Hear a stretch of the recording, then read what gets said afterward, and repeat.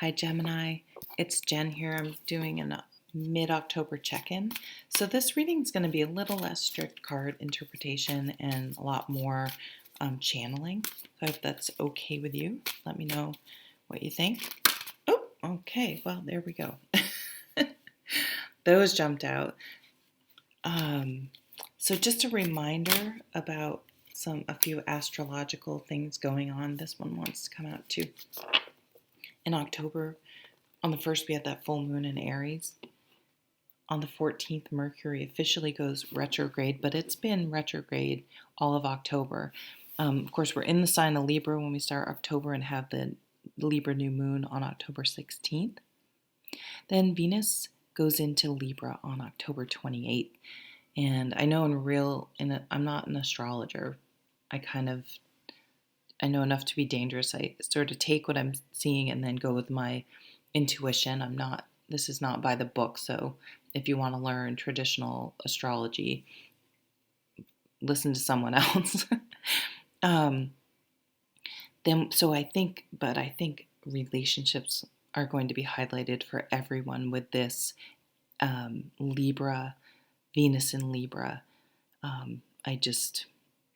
They just want a couple so badly. Fellow air sign, right? But then we have a blue moon, so that second full moon of the month on Halloween in Taurus. So I just love that. Really starting with this cardinal Aries energy, then that balanced Libra energy, and then ending with this, it's a real conclusion. And I feel like Taurus, things we start are really going to stick. Things we start this month will stick. We'll be able to sustain them, whether that's relationships or whatever it is. So I'm going to start with the bottom of the deck. Wow. 10 of Cups, happily ever after. Now, of course, we were in Virgo the end of August into September until we transitioned into Libra. And I'm sorry. So that's the Hermit energy that we're seeing. I might as well just put this up here. The Hermit asks us to challenge ourselves. What do we think is really important in the world? We take everything all of our experiences, everything we've been taught, everything,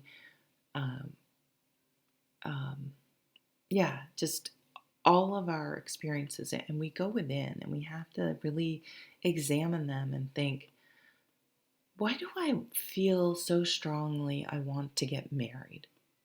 Like, why do I need that piece of paper? Not being coupled with someone. Why do I need, what does that do? I mean, and you may be like, nothing. It doesn't, maybe you're with someone that doesn't want to get married for some reason. This happened to a friend of mine, and finally she realized, I don't need to get married. They have been happy for 25, I don't even know how long, so long. They also didn't want to have children, and they get shit for not being married, not having children all the time. And they're two of the happiest people I know. Two of the happiest guys, because they just did what worked for them, and they didn't worry about what society thinks and those labels. What is your happily ever after? Only you can figure that out. No one on the outside can tell you. And I think this self-exploration is going to release we have 2 full moons, 2 chances to release things this month, to release self-limiting beliefs and behaviors that have prevented you from being happy. There's this card of conflict, of drawing. Now, it's, everything's about perspective. I remember when I was in my early mid-20s, probably mid-20s, I was very dramatic and always bitching and very superficial and very much into everyone's business and judging and letting other people, just getting all worked, I was constantly worked up about something. and just how can that person be like that, and blah blah blah blah, and I just ego drama queen. And I remember bitching to my dad, and he just looks at me. He's like, "It's all about perspective, Jen." And I was like, "It not. It's my perspective is the only perspective, and that's all that matters." And of course, he was completely right. This card is about drawing a line in the sand, and it depends on what side of the line you're on. I mean, if someone is exhibiting a deal breaker, you draw that's a deal breaker for me. But you got to stick to that line. And the person that wants to not respect your boundaries is going to be pissed, and you're going to be not happy for someone constantly crossing it. Why continue to be around people? What obligation are you carrying? Do you feel that you have to carry? It could be with a parent or a family member, someone where you feel an obligation that you have to tolerate this person's bad behavior. And I think it's something that was sort of taught and ingrained. You respect your elders, right?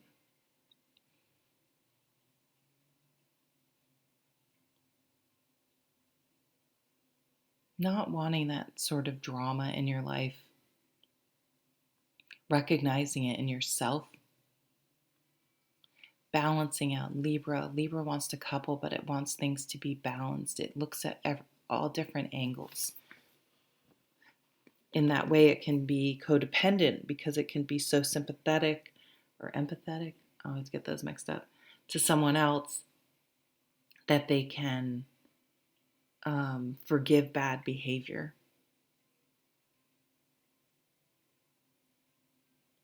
and end up in codependent relationships. Are you happy? Are you happy? Or are you staying coupled because it's comfortable? What would make you happy? Going within with this hermit and trying to examine that. Wow, beautiful Aquarian. So we have a lot of fellow air sign energy happening. I'm going to buy some card stands because I like doing this versus holding them up. Healing, Aquarian thinking, a shift in thinking. Aquarians have this amazing nimble mind. They must have created the concept of thinking outside the box. They have an expansive mind that just can see things differently than the average person.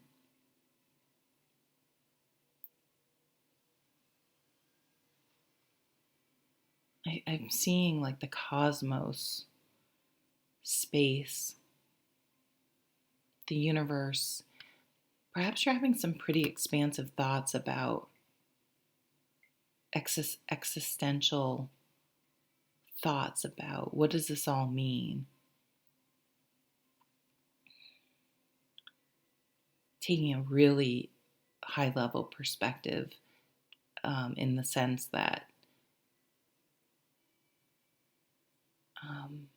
almost our insignificance, but I don't see it being thought of in a way that is, you don't mean anything, but just understanding that we're just one teeny tiny microscopic part of something so much bigger and more vast. And I'm not talking about religion. I'm just literally the universe. Like, you might want to see that movie Contact if you've never seen that movie. It's Carl Sagan. It's one of my favorite movies. It kind of reminds me of it. It goes into religion and science, and it's I think it's pretty powerful. I really, really enjoyed it. Jodie Foster, First time I remember seeing Matthew McConaughey in a movie.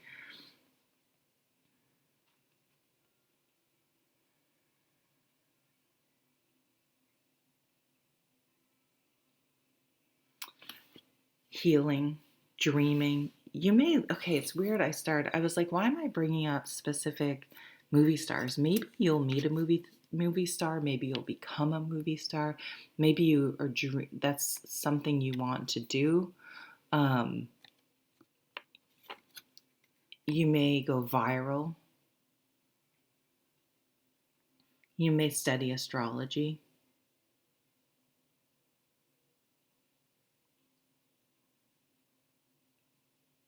I definitely see with the hermit and the star and happiness. What does it all mean? How do I get it?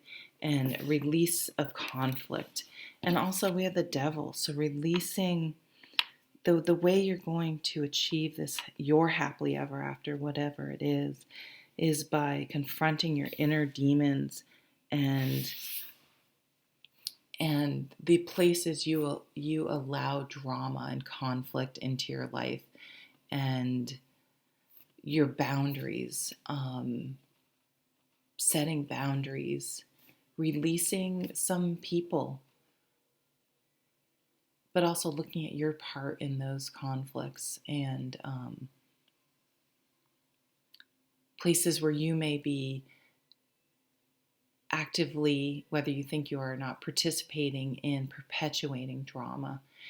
Our negative self talk. Maybe you're beating yourself up all the time. Maybe you're in conflict with yourself. You want the truth. But when I see a single sword, for me, it's getting to the very core issue or core what's most important. What is most important? Is leaving a dirty glass in the dishwasher important? Or is loving my family while they're here, because in the grand scheme of things, they treat me well. They have annoying habits, but overall, they treat me well and I feel safe and happy, and we support each other. And whatever your values are, right? That's a hermit, whatever can you release some things, or do you need to release the relationship? I think it's going to be a very thoughtful month, a lot of spiritual growth. And like most of the other signs, I think people will notice something's different, whether you really transform outwardly. They may just sense a difference, a lighter, a happiness, a more acceptance, a softening with all that Venus energy, Libra energy.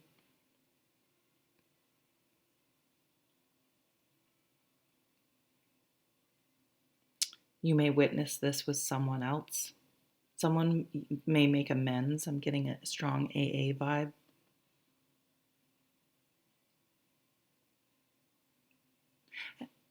Yeah. You or someone's going to get it. Now, whether you can allow them, there's that, you have to be careful of that codependency energy of Libra as well.